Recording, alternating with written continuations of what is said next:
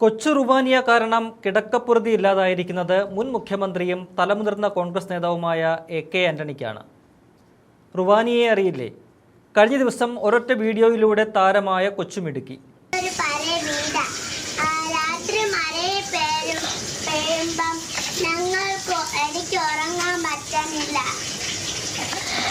മുഖ്യമന്ത്രി ഞങ്ങൾക്കൊരു പുതിയ വീട് വെച്ചേരണം, അതിൽ ഞങ്ങൾ ഉറങ്ങാം.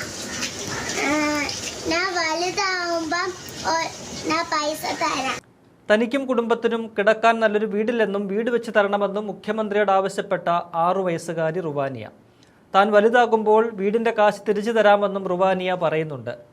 തിരുവനന്തപുരം വിഴിഞ്ഞം സ്വദേശിനിയായ റുവാനിയയുടെ വീഡിയോ വളരെ പെട്ടെന്നാണ് വാർത്തയായത്.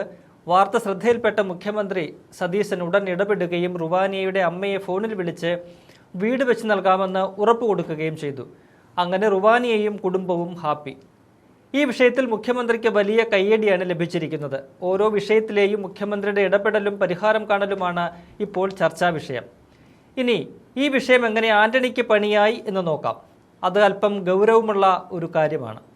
2001 മുഖ്യമന്ത്രിയായിരിക്കെ ആന്റണി 2 കുട്ടികളുമായി ബന്ധപ്പെട്ട ഒരു വിഷയത്തിൽ എങ്ങനെ ഇടപെട്ടു എന്നത് ചൂണ്ടിക്കാട്ടി നിലവിലെ മുഖ്യമന്ത്രി സതീശനുമായി താരതമ്യം ചെയ്തിരിക്കുകയാണ് ചിലർ. മാധ്യമപ്രവർത്തകനായ MS അനിൽകുമാർ ഫേസ്ബുക്കിലൂടെ പങ്കുവച്ച തന്റെ അനുഭവം ഇങ്ങനെയാണ്. തിരുവനന്തപുരത്ത് സൂര്യ TV റിപ്പോർട്ടറായിരിക്കെയാണ് കൊല്ലം സ്വദേശികളായ ബെൻസൺ, ബെൻസി എന്നീ സഹോദരങ്ങളായ കൊച്ചുകുഞ്ഞുങ്ങൾക്ക് HIV ബാധിതരാണെന്ന സംഭവം ശ്രദ്ധയിൽപ്പെട്ടത്. മാതാപിതാക്കൾ എയ്ഡ്സ് വന്ന് മരിച്ചിരുന്നു. അമ്മയിൽ നിന്നാണ് കുട്ടികൾക്ക് രോഗം പിടിപെട്ടത്. കുട്ടികൾ അപ്പൂപ്പൻ്റെയും അമ്മുമ്മയുടെയും സംരക്ഷണയിലാണ് വളരുന്നത്. കുട്ടികളുടെ അസുഖവിവരം പുറത്തറിഞ്ഞതോടെ കലാപമായി. ഈ കുട്ടികൾക്കൊപ്പം ഇരുന്ന് പഠിക്കാൻ മറ്റു കുട്ടികളെ വിടില്ലെന്ന് രക്ഷിതാക്കൾ നിലപാടെടുത്തു. ബെൻസനെയും ബെൻസിയെയും പഠിച്ചിരുന്ന സ്കൂളിൽ വരുന്നതിൽ നിന്ന് വിലക്കി. കുടുംബം നാട്ടിൽ ഒറ്റപ്പെട്ടു. ഈ വിഷയം റിപ്പോർട്ട് ചെയ്യാൻ മറ്റ് മാധ്യമപ്രവർത്തകർക്കൊപ്പം കൊല്ലം ചാത്തന്നൂരിനടുത്തുള്ള സ്കൂളിൽ പോയി. അവിടെ PTA മീറ്റിംഗ് നടക്കുകയാണ്. മീറ്റിംഗിൽ പങ്കെടുത്ത സ്ഥലം MLA കൂടിയായ കോൺഗ്രസ് നേതാവ് പ്രതാപവർമ്മ തമ്പാൻ കുട്ടികളെ സ്കൂളിൽ പഠിക്കാൻ അനുവദിക്കില്ലെന്ന നിലപാടെടുത്തത് പ്രശ്നം വഷളാക്കി. MLAയെ കാര്യം പറഞ്ഞ് മനസ്സിലാക്കാൻ ശ്രമിച്ചെങ്കിലും വഴങ്ങിയില്ല. തുടർന്ന് ബെൻസന്റെയും ബെൻസിയുടെയും വീട്ടിൽ പോയി. മരുന്നും ഭക്ഷണവും ഇല്ലാത്ത ദയനീയ അവസ്ഥ. കടക്കാരും നാട്ടുകാരും അടുപ്പിക്കാതെ ഒറ്റപ്പെട്ടു കുടുംബം. ഇതെല്ലാം ഉൾപ്പെടുത്തി വാർത്ത സംപ്രേഷണം ചെയ്തു. അത് സമൂഹ മനസാക്ഷിയെ ഉണർത്തി. അന്ന് മുഖ്യമന്ത്രിയായിരുന്ന A.K. ആന്റണിയെ കുട്ടികൾക്ക് കാണണം. ഇക്കാര്യം ആവശ്യപ്പെട്ടപ്പോൾ മുഖ്യമന്ത്രി സമ്മതിച്ചു.